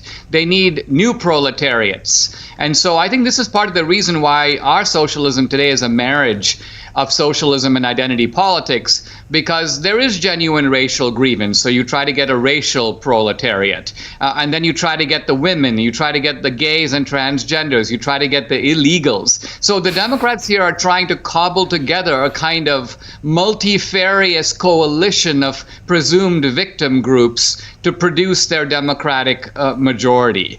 That's why socialism has taken on a kind of new face in the United States. I also think that's why you can't just refute it by saying it didn't work before, so it won't work now. Right. Because we're dealing with, in some ways, a new type of socialism.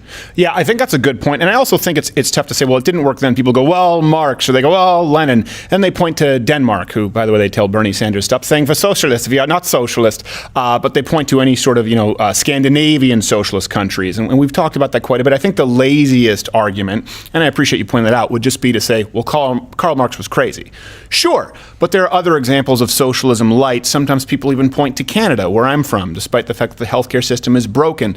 So there are multiple examples of socialism, and that's what you see people sort of saying, right, in the media here on the left. Like, well, people want to say it's socialism, but roads aren't socialism, firefighters aren't socialism. So they're trying to incorporate a little bit of a new brand. How would you define the current brand of socialism? And I know, listen, we're staying on socialism because that's obviously your book, United States of Socialism, but how would you say it differs today versus how people might define it in their mind? Well, I think that the left is trying to point to the successful model of Scandinavia, but their actual model is far closer to Venezuela. To take a single example, Venezuela has identity socialism the same way that we do. They've outlawed Columbus Day. Hugo Chavez, the former ruler of Venezuela, was an indigenous guy, and he demonized the white people of Venezuela. He drove out a lot of the foreign companies and foreign businesses because he claimed that they represented white supremacy. Now, by the way, none of this occurs in Scandinavia. You can't go to Scandinavia where every third guy is named Sven and go, that guy's a rich guy. We got to get rid of that Sven. No, he's Sven too. He's part of the Nordic population. So Scandinavian socialism is all about we're all in the same boat. Mm-hmm. You don't have this demonization of the rich. Columbus Day is perfectly fine. Their only complaint is that Columbus wasn't named Sven. Yes. So what I'm getting at is that the left doesn't want to go there. The Scandinavians also, by the way, they don't kill the goose that laid the golden eggs. They're pretty socialist in wealth distribution, but they're not socialist in wealth creation. And the proof of that is that they have corporate tax rates no higher than those in America. They have no minimum wage by and large. They have no wealth tax. They have no inheritance tax. Only one Scandinavian country tried universal basic income, Finland, and they got rid of it. Right. The Scandinavians do not impose the financial transaction fees that Elizabeth Warren and Bernie Sanders have talked about imposing on Wall Street. So the truth of it is that the left, and they know this deep down, they don't actually want to use the Scandinavian model. Their model is actually the Caracas model. I think that's a very good point, and one that we've talked about in the show quite a bit. And something that really surprised me in researching the Scandinavian models is when you take Swedes and you take them out of Sweden. So Swedish Americans or Danish Americans, they actually have a life quality when you include, average income, their quality of life regarding health and longevity. It's 50-something% higher. I don't have the numbers. I believe it was 54% of a higher quality of life on the index scale for Swedish Americans than Swedes in Sweden, or Danish Americans than those in Denmark. So that was surprising to me, and also brings in this important facet of, like you said, if people come in with a culture of hard work, with a culture of industriousness, and then they apply it in the United States, then it's an exponential growth factor. Okay, listen, hey, the book is, we're going to go to a web extended here because he's just a foul-mouthed sailor, Dinesh D'Souza, when we're not on the YouTube, and they're going to ban us any second. At Dinesh D'Souza, the book is available, right, Dinesh? United States of Socialism, June 2nd. Where can people find that? Yeah, I mean, an easy way, if you go to my website, just DineshD'Souza.com, it links to all kinds of sites where you can get it, from Walmart to Amazon to Barnes & Noble, where you can just get it the normal way through however you buy books. It'll be out everywhere next week. And if you go look for it on my website, it will reroute you to a scathing critique of Dinesh at BarackObama.com. We'll be right back with the web extended for Mug Club members. Ooh, that's really nice. The beats are big and the lights are pretty. So why can't we get to the busy where the dreams are in the sky? Okay, so you are 28 with 3 codependents. I see your cholesterol is good. You exercise regularly. not a smoker. Are there any pre-existing conditions we should be made aware of? No, not anything that comes to mind. No. Mug Club, where you won't be denied for a pre-existing condition. LouderWithCrowderShop.com supports babies. We don't kill them, so purchase your baby onesie at LouderWithCrowderShop.com today.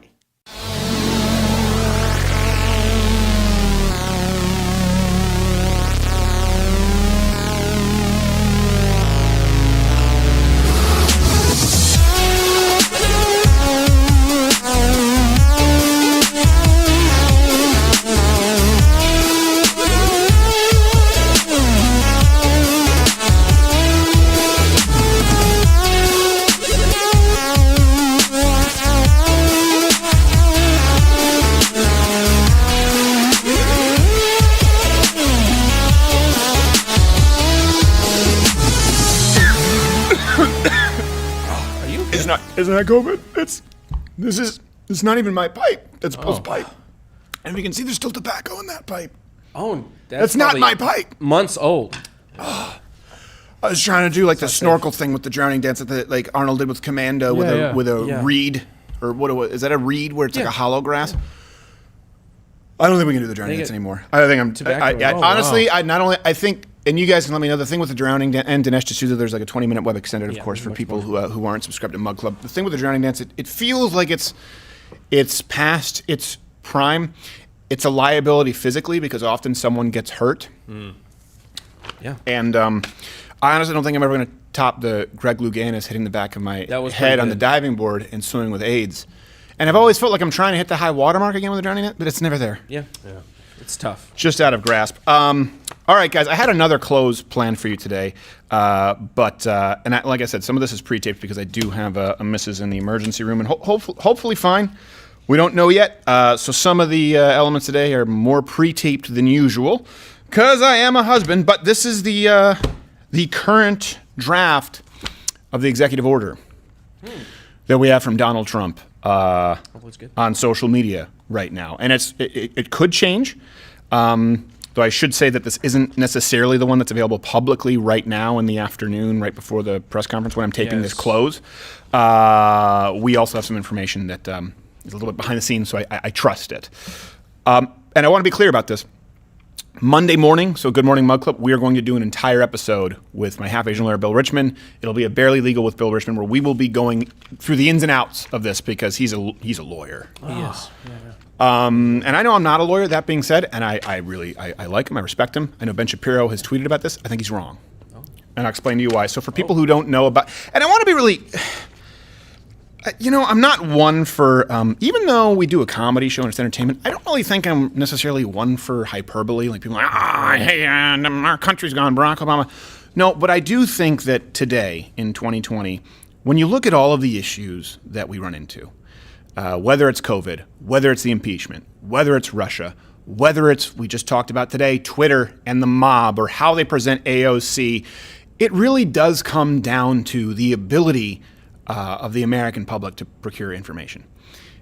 And I think we were all really excited when new media, and it's not really that new right now, when new media came out, and I know Joe Rogan talked about this, and we've talked about this, where the gatekeepers were gone.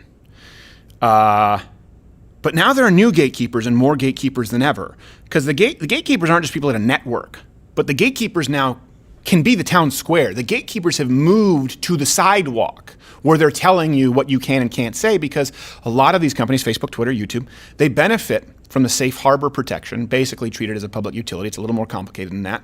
It's like the difference between a website or a magazine or New York Times versus AT&T or Verizon. They can't edit what you say on their phone lines, right? Because they're a public utility versus a publisher. New York Times can tell, well, you can't write for our paper. So I want to be really clear about that. But all the problems that we've talked about, they come back to this.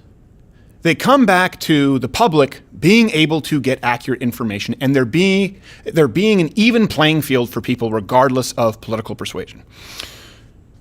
And I think we're at a point now where you have not only 3 companies or 4 companies, but 1 company, Alphabet, Google, YouTube, is more powerful as it relates to information than any national government or world governing body.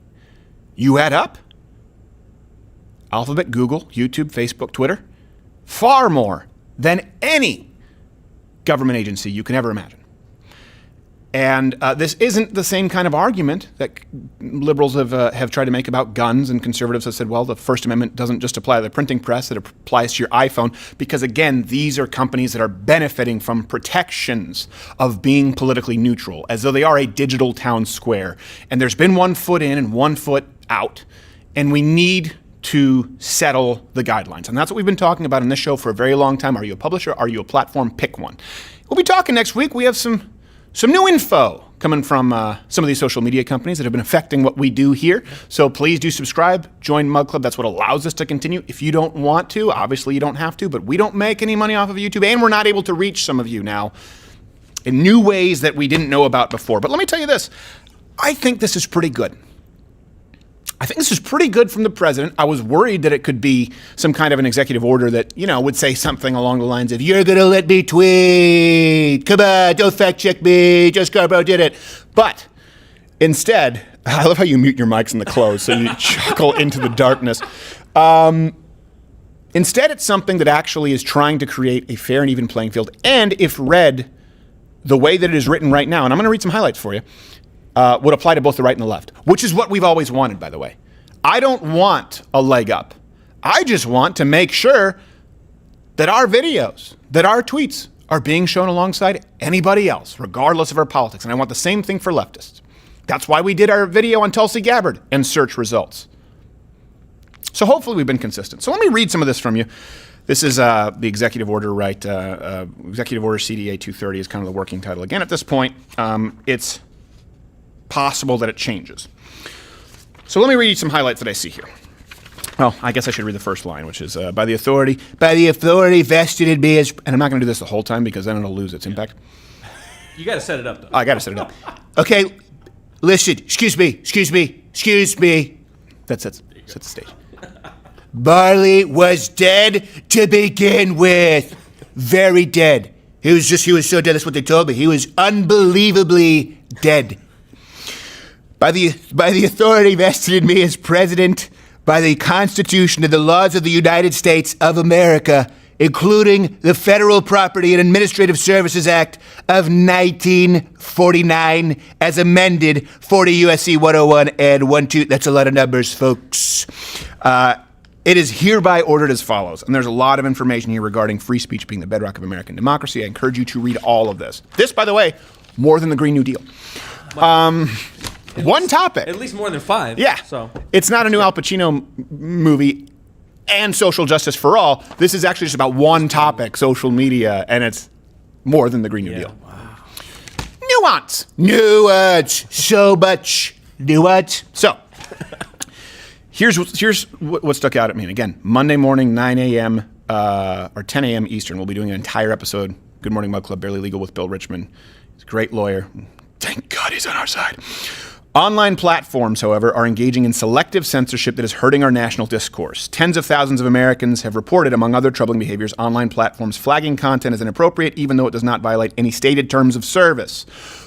We know exactly what the rules were changed because of us on YouTube. Yeah. It was declared, and that's so concerning, right? Because we've experienced this personally. YouTube came out and said we did not violate any rules. Yeah. The media interpreted that as though we had. And so then YouTube felt like they had their balls in a vice, and they had to change and create new rules that we may violate, and that's what happened with the Vox Apocalypse. This is a weird when people look back through history, Vox Apocalypse, people maybe forget, it was entirely because of me dressed as a woman in some videos and making fun of a guy who called himself a lispy queer, using his own words. That's the reason for these changes. I just wanted to tell jokes. Even though it does not violate any stated terms of service, making unannounced and unexplained changes to policies that have the effect of disfavoring certain viewpoints and deleting content and entire accounts with no warning, no rationale, and no recourse. So this is, again, this sort of would talk to the motive of stopping political bias.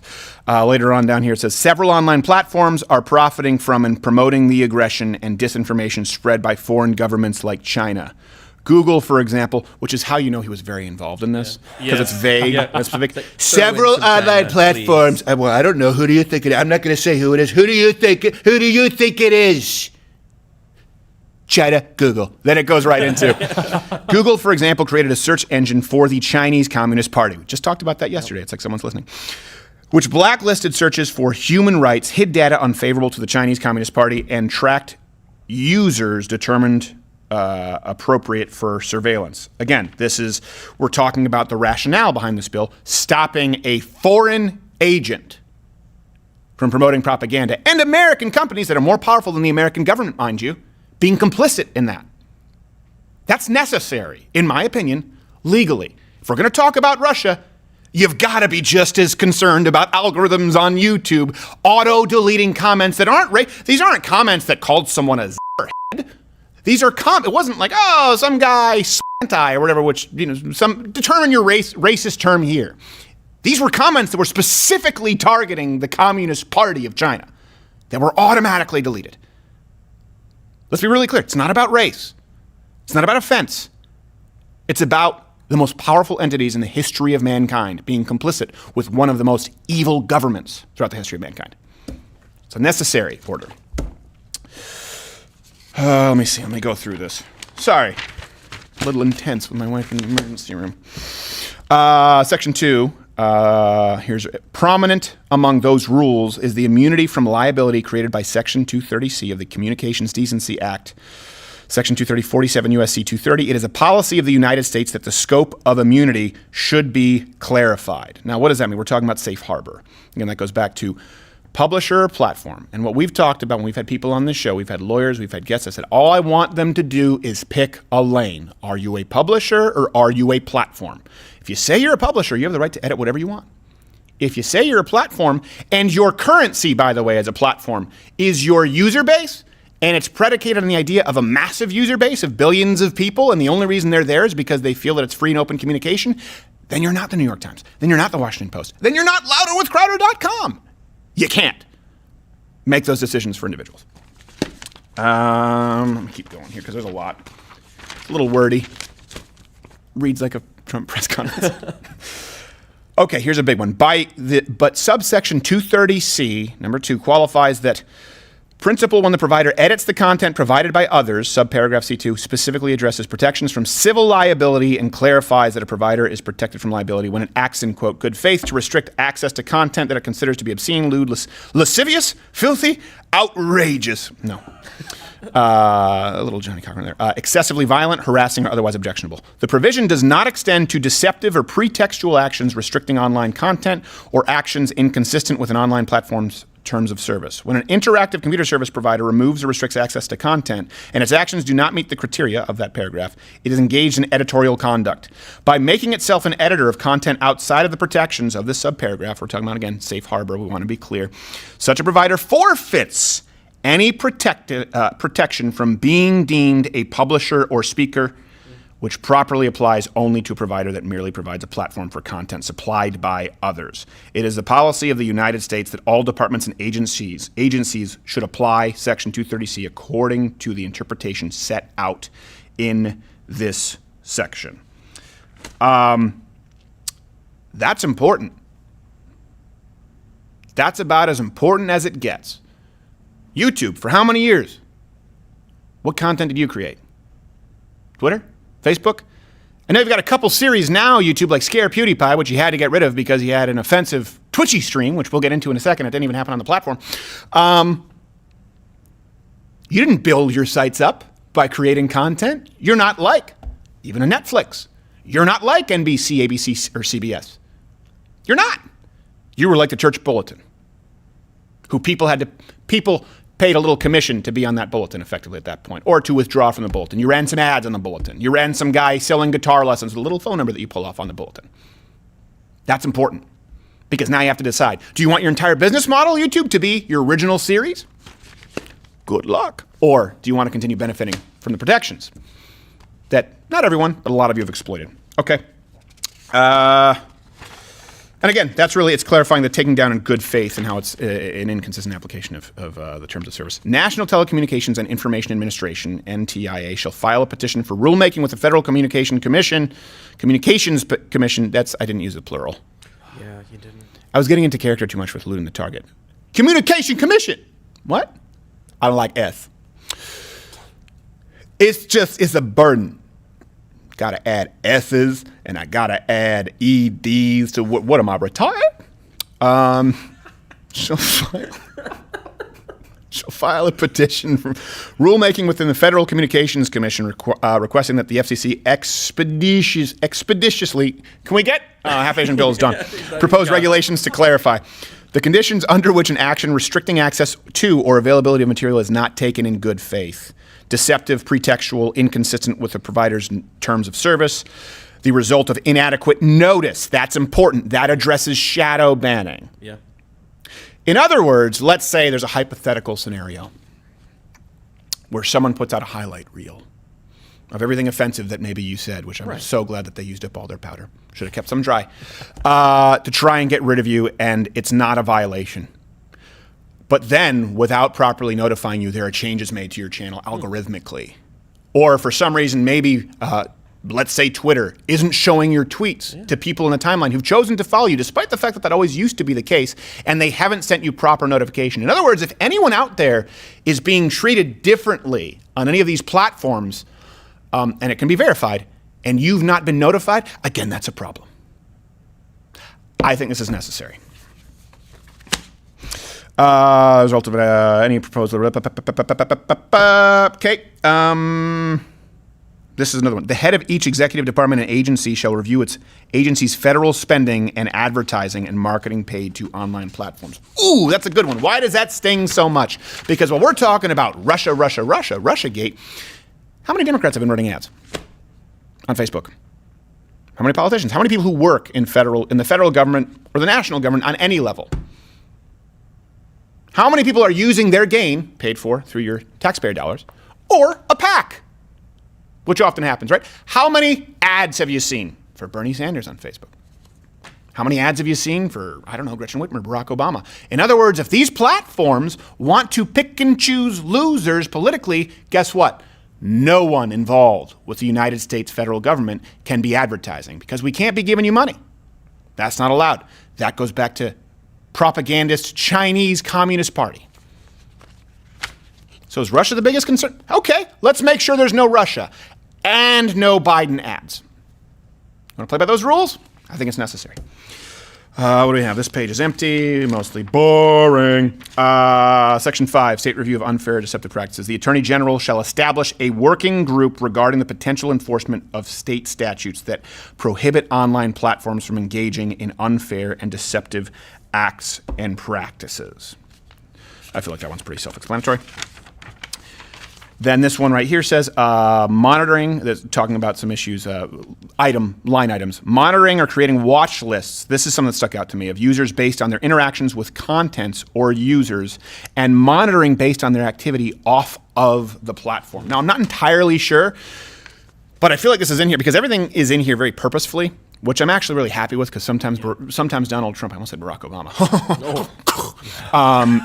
He shoots from the hip, Donald Trump, and obviously this is something that's been drafted up not just by Donald Trump, but this seems pretty methodical. This seems pretty thought out, and I was concerned because we just saw the tweet yesterday, I believe. People thought this was being drafted up out of nowhere. Yeah.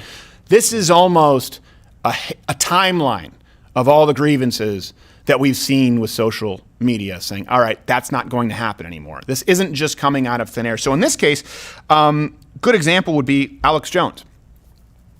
Alex Jones was banned for off-platform statements. Yes. Whether you like them or not, whether you think they're horrible or not, he was banned from platforms for things that he said that weren't on that platform. In other words, this is included there, and it's not just Alex Jones, this has happened with many people, because we've seen this happen. And that's a violation if it's a public utility. If this platform benefits from the Safe Harbor Act, that's a violation of the protections from which they benefit. When they did it with Alex Jones, when they've done it with us. That to me is important and it's powerful. And I want to see if there's anything else in here. No, there's nothing else in here. So I will say this. Let me just, not to take any shots at him. I love Ben Shapiro. I think he's right on a lot. And I think he's right in spirit to be apprehensive of this because we've talked about how I don't want the government to be in charge of what sites can and can't say because that can change. Then it can become the next, it could become President Whitmer. And she can decide what can and can't be said. But I do think it's within the role of government to ensure that people are being honest, that they are not engaging in deceptive business practices, and that they are not benefiting from legal protections that they have no right from which to benefit. So Ben Shapiro, let me tell you where I think that it's a disagreement, and I think that he's wrong, but I understand the concern and I appreciate it. He said, he tweeted out that here's the inevitable effect of destroying 230 of the CDA. All comment sections will be taken down. No website has the resources to actively edit all comments in order to shield themselves from liability, and no website is willing to leave comments entirely standards free. Then he tweeted, the invitation to redefine unfair business practices to include comment policing-based lawsuits will likely not end well for conservatives. I see the appeal, but I'm wondering just why conservatives are suddenly so unconcerned about political bias among regulators. Because this isn't putting the power in the hands of regulators. This is what's concerning. Well, not this is what's concerning. This is where I think that Ben Shapiro, respectfully, and I know I'm not a lawyer, and I'll be told that, and I want everyone to be respectful. And it's not, Ben is just saying this. A lot of conservatives are saying this, and I understand the argument because I once felt that way. We're not giving undue power into the hands of regulators. The power is already there. The power is already there with regulators, with our government, to recognize entities as public utilities or platforms, right? We already do that. Certain entities benefit from safe harbor laws and protections, right? That already exists. So this isn't giving new sweeping power to the government. It's now making these companies who are more powerful than the government pick a lane. That's what I see happening. If this were saying, and Donald Trump can pick who stays or goes on Twitter or some board that Donald Trump appoints, I'd have a problem. That's not what we're seeing here. And even more, what I actually find really inspiring here is this reads the same for conservatives as it does for liberals. Anyone out there who supports freedom of speech, anyone out there who doesn't think that people should be shadow banned, who doesn't think that offensive speech should be removed just because someone in Silicon Valley, be it Jack Dorsey or Mark Zuckerberg or Susan Wojcicki, deeming it offensive, this is a good thing for you.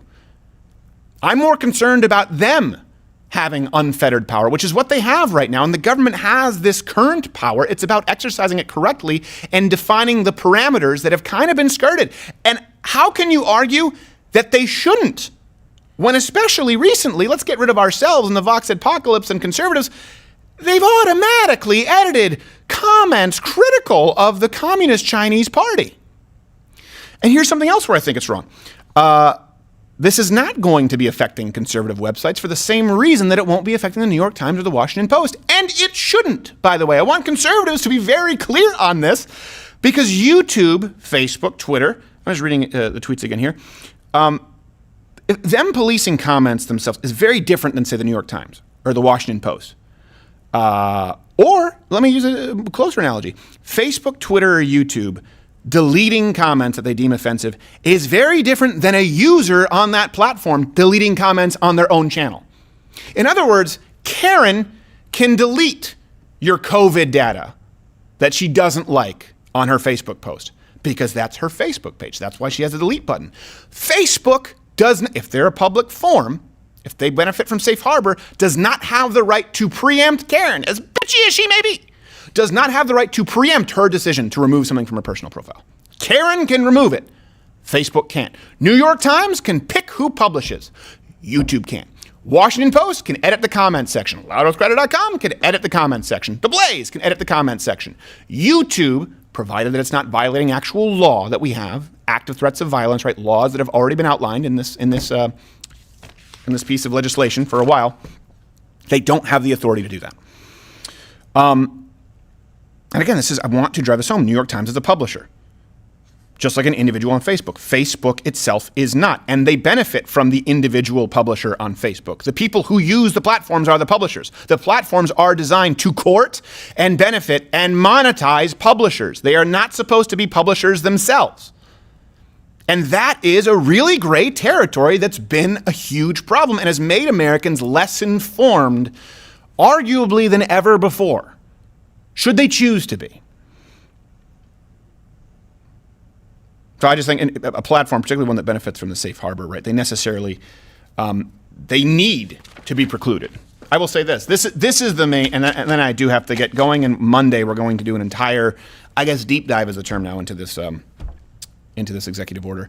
YouTube, Facebook, Twitter, take your pick, whoever to Instagram. If there have been any of these companies that are benefiting from safe harbor protections, they need to be precluded from making editorial decisions. You have to pick one. It's that simple. I've said this for a long time. You have to pick one or the other.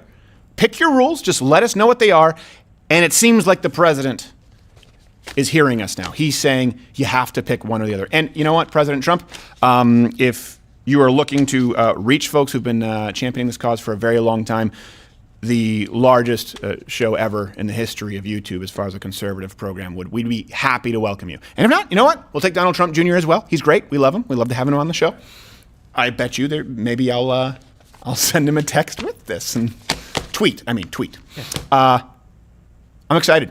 I'm excited about this because this puts into legalese what we have been trying to communicate for a very long time, and a very real fight that we've had to have here at this show. Every, I would say, quarter, we have to entirely reinvent our business model, how we title, how we thumbnail, who we talk to at these platforms to make sure that we're not running afoul. And it just gets to be exhausting because the rules keep changing, and they're benefiting from a statute that specifically says companies like them cannot keep changing the rules. This isn't about changing anything. This is about making sure that they don't. This isn't about changing the rules of a platform and a publisher. It's about making sure that people who benefit from being platforms are playing by those rules, because for a long time they haven't. And I think that's a good thing. Okay, Monday, we are going to see you with my half-Asian lawyer, Bill Richmond. I'll put him in a judge's robe. Then you'll believe him. It only takes a time.